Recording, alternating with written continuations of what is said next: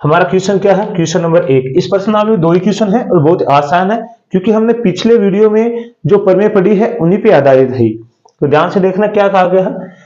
याद कीजिए कि 2 वृत्त सर्वांग होते हैं यदि उनकी त्रिज्या क्या हो, बराबर हो। राइट, क्या बोला है, यदि 2 वृत्त क्या होंगे, सर्वांग होंगे यदि उनकी त्रिज्या क्या है, बराबर है। समझने की कोशिश करना। जैसे मान लो आपके पास क्या है, 2 वृत्त है,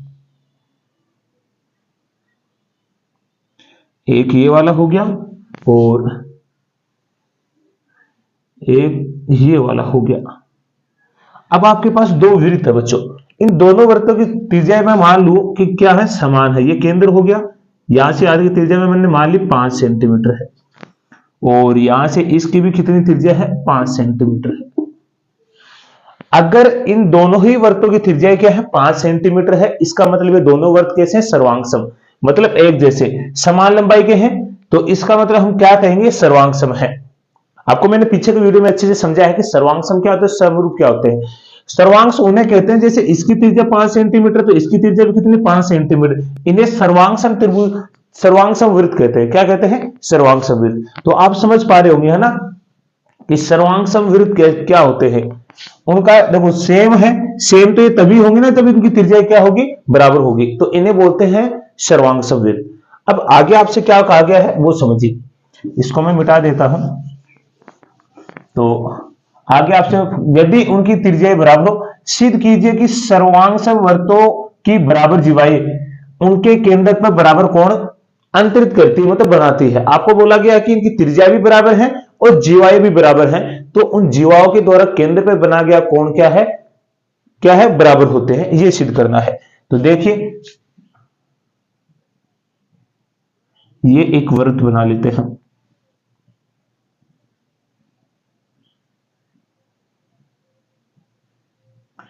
तो ठीक है, ये हमारे पास क्या हो गया, इस वृत्त का केंद्र। इस पे मैंने क्या खींच ली, 2 जीवाएं खींच ली। इसने ये बोला है कि इन जीवाओं के द्वारा जो केंद्र पे कोण बनता है वो क्या है, बराबर होता है। तो ये जीवाएं, ये हमने प्रमेय भी पढ़ी है, आप याद कीजिए, क्या हमने 2 प्रमेय पढ़ी है, ये प्रमेय 1 और 2। तो इन जीवाओं के माध्यम से जो कोण बन रहा है, ये जीवा है, ये वाली क्या है, जीवा, ये भी क्या है, जीवा। ये केंद्र मैंने O मान लिया, इसे आपने मान लिया A, B, इसे मान लो P और इसे मान लो Q। आपको क्या कहा गया है, तो ये केंद्र पे कोण बन रहे हैं इस जीवा से, AB जीवा से जो केंद्र पे कोण बन रहा है वो P की जीवा से बना कोण क्या है, जीवा से बना हुआ कोण के क्या है, बराबर है। आपको ये सिद्ध करके लाना है। अब इससे पहले मैं आपको बता दूं कि आप ध्यान से देखिए, ये केंद्र से परिधि तक की दूरी तो त्रिज्या है, तो ये वाली त्रिज्या इस वाली त्रिज्या की क्या है, बराबर है, और ये वाली त्रिज्या इस त्रिज्या के क्या है, बराबर है, क्योंकि एक वृत्त में खींची गई सभी की सभी अनंत त्रिज्या क्या होती है, बराबर होती है। साथ में आपको क्या कहा गया है कि ये जीवा है, ये भी क्या है, बराबर है, जीवा भी क्या कहा गया है आपको, बराबर है। तो आपको सिद्ध करना है, अगर मैं इन दोनों त्रिभुजों को क्या कर दूं बच्चों, सर्वांगसम कर दूं, तो ये कोण अपने आप ही बराबर हो जाएंगे, क्योंकि सर्वांगसम त्रिभुजों के संगत भाग और संगत कोण तो अपने आप ही बराबर होते हैं। तो चलिए अब करते हैं, जो भी दिया वो लिखिए, आप क्या लिखेंगे, दिया है, दिया है O केंद्र वाला एक वृत्त खींचा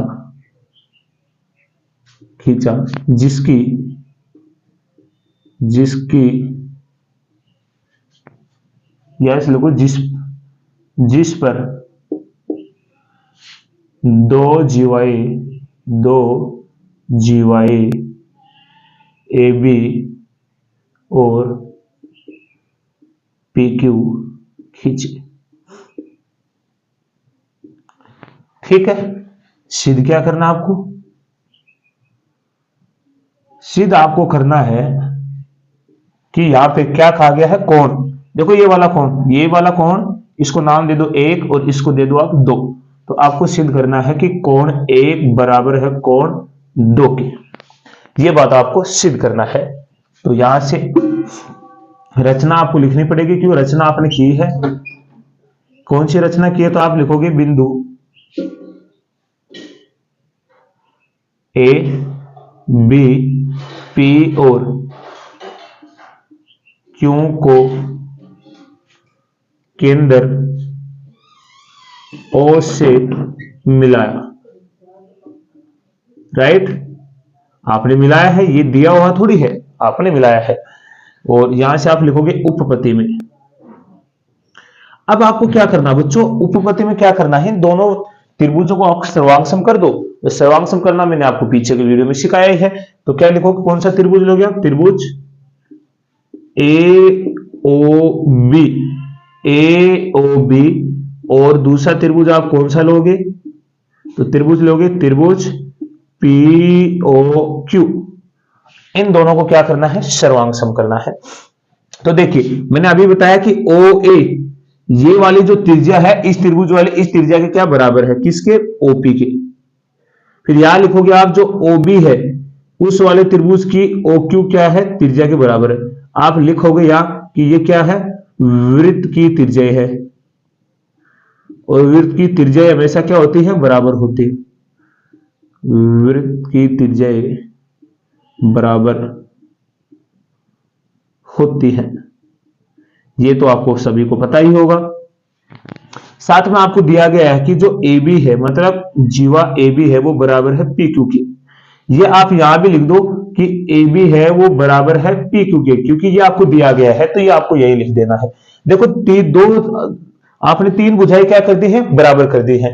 तो आप आसानी से लिख सकते हैं कि अतः S सर्वांग क्षमता कसौटी से त्रिभुज AOB सर्वांगसम है त्रिभुज किसके, POQ के। अब देखो बच्चों, अगर आपने दोनों त्रिभुज सर्वांगसम कर दिए तो आप लिख सकते हो अतः कोण 1 बराबर है कोण 2 के, किससे, जो कि CPCT से। CPCT का मतलब होता है सर्वांगसम त्रिभुजों की संगत भुजाएं और संगत कोण क्या होते हैं, बराबर होते हैं।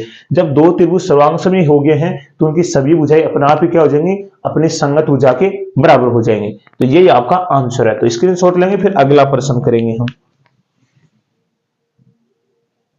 चलिए तो बच्चों अगला क्वेश्चन देखिए, क्वेश्चन नंबर 2। ये इस प्रश्नावली का अंतिम क्वेश्चन है। मैंने बताया ना आपको इस प्रश्नावली में 2 ही प्रश्न है, तो बहुत आसान है। सिद्ध कीजिए कि यदि सर्वांगसम वृत्तों की जीवाएं उनके केंद्र पर बराबर कोण अंतरित करती बनाती है। अब की बार क्या कहा गया है कि उस सर्वांगसम त्रिभुजों की जो जीवाएं हैं वो केंद्र पर अगर समान कोण बनाती हैं तो आपको सिद्ध करना कि जीवाएं क्या होती है, बराबर होती है। इस बार तो कोण सिद्ध करना था, अब की बार हमें क्या सिद्ध करना कि वो जीवाएं क्या होती है, बराबर होती है। ठीक है, तो ये आप देखिए सेम ही प्रश्न है, बहुत आसान है।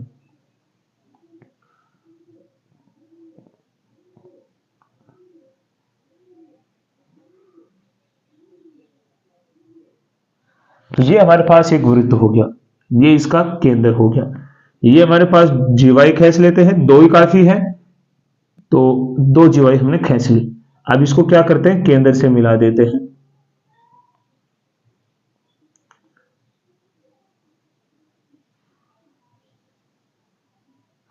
ये O है, ये A B P और Q। अब की बार आप क्या क्या कहा गया कि ये दोनों ये जीवाएं हैं AB और PQ, ये केंद्र पर क्या करती है, समान कोण बनाती है, मतलब बराबर कोण बनाती है। मान लो कि कोण 1, ये कोण 1 इस कोण 2 की क्या है, बराबर है। ये आपको दिया गया है, तो सिद्ध करना कि AB बराबर है किसके, PQ की। तो बस यही सिद्ध करना है। तो दिया है वो लिख लीजिए, वही बात आपको लिखनी है। दिया है O केंद्र वाला एक वृत्त है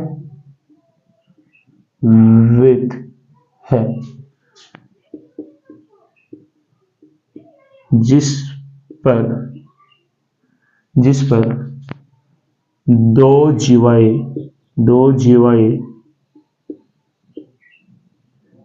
AB और PQ खींची। आपको क्या कहा गया है, आपको कहा गया कि जो कोण 1 है वो बराबर है कोण 2 के, ये आपको दिया गया है। तो आपको सिद्ध क्या करना है, आपको सिद्ध करना है कि आपकी बार आपको सिद्ध क्या करना बच्चों, आपको सिद्ध करना है कि जो जी वाई है ये क्या है, बराबर है ए बी बराबर है पी क्यू के, ये आपको सिद्ध करना है। तो आपने रचना की है, वो रचना आपको वैसे लिखनी है। रचना क्या लिखोगे, बिंदु ए बी पी और क्यू को केंद्र ओ से मिलाएं, ओ से मिलाएं। अब उपपत्ति में लिखना वही आपको दोनों त्रिभुज क्या करने हैं, सर्वांग सम करने हैं, क्योंकि ये इन त्रिभुजों की तो भुजाएं हैं, अगर सर्वांग सम में हो जाएंगे तो हमारा काम हो जाएगा। तो आप त्रिभुज क्या लिखोगे, त्रिभुज ए ओ बी और दूसरा त्रिभुज है पी ओ क्यू। तो देखो आपको पहले दिया गया कि कोण 1 बराबर है कोण 2 की, तो ये आप क्या लिखोगे, दिया है। और आपको पता है कि वृत्त में खींचे जाने वाली सभी त्रिज्या क्या होती है, बराबर होती है। तो ये वाली त्रिज्या अभी आपने सिद्ध किया कि जो OA है वो बराबर होगी इस त्रिभुज की, किसके, OP के, और इसकी क्या है, OB है, वो बराबर होगी इसके OQ के। तो यहां आप लिखोगे चूंकि वृत्त की त्रिज्याएं बराबर होती है, क्या होती है, बराबर होती है। ये तो आपको पता ही है कि वृत्त में आप हजारों त्रिज्याएं करोड़ों त्रिज्याएं खींच तो वो हमेशा क्या रहेंगी, बराबर रहेंगी। तो आप लिखोगे अतः एस एस एस सर्वांग क्षमता कसौटी से आप क्या लिख सकते हो कि त्रिभुज ए ओ बी सर्वांग सम है त्रिभुज पी ओ क्यू की। और जब बच्चों ये दोनों त्रिभुज सर्वांग से भी हो गए तो ये तो इनकी संगत भुजाएं हैं, तो आप लिखोगे अतः ए बी बराबर पी क्यू के। क्यों, तो आप लिखोगे चूंकि सीपी सीटी से, और सीपी सीटी का मतलब अभी आपको बताया मैंने, सर्वांग सम त्रिभुजों की संगत भुजाएं और संगत कोण क्या बराबर होते हैं।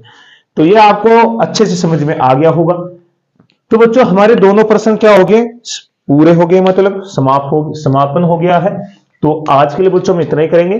फिर भी अगर बच्चों इन क्वेश्चन में आपको कोई समस्या आती है तो आप कमेंट के माध्यम से अवश्य बताया करो, ताकि अगली क्लास में आपका जो दिक्कत है, समस्या, उसका सोल्यूशन किया जा सके।